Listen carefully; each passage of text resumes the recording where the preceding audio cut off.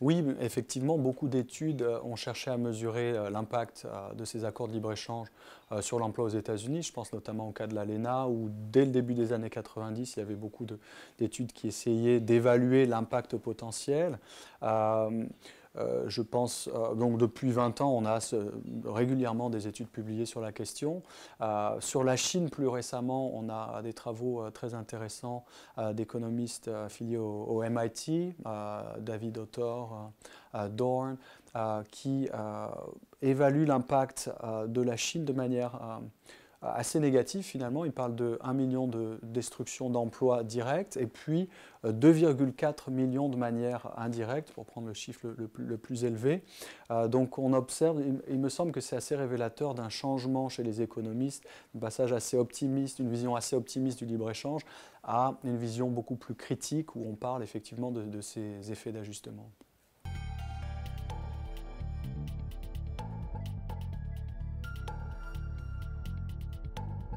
Alors le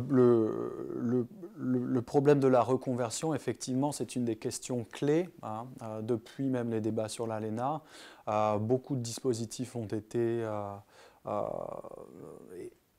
testés, je dirais, notamment le Trade Adjustment Assistance aux États-Unis, qui, selon, je crois, toutes les grandes études sur la question sont d'accord pour dire que c'est un système qui ne fonctionne pas très bien, parce que la formation, finalement, a ses limites dans des secteurs où il y a peu d'emplois, peu de perspectives. Donc, je dirais la reconversion est très difficile. Si elle a lieu dans des secteurs qui sont le secteur des services, où il y a une baisse significative du niveau des salaires, en moyenne de 30%.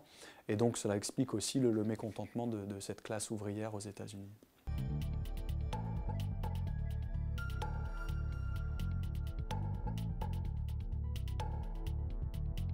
Est-ce qu'il va pouvoir effectivement renégocier l'ALENA au moment où il va commencer son mandat? Cela me semble difficile, hein. Je rappelle aussi que Barack Obama avait promis lui aussi de renégocier l'ALENA en 2008 et finalement c'est resté lettre morte.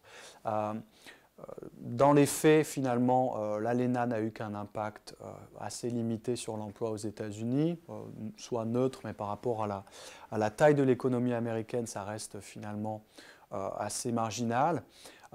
Et puis, dans les faits, les entreprises américaines fonctionnent déjà à l'échelle transnationale. Et donc, qui dit renégociation de l'ALENA dit aussi remise en question de ces chaînes de production transnationales dans de nombreux secteurs, que ce soit l'électroménager, les technologies renouvelables, l'industrie automobile, donc finalement plus de risques que d'opportunités.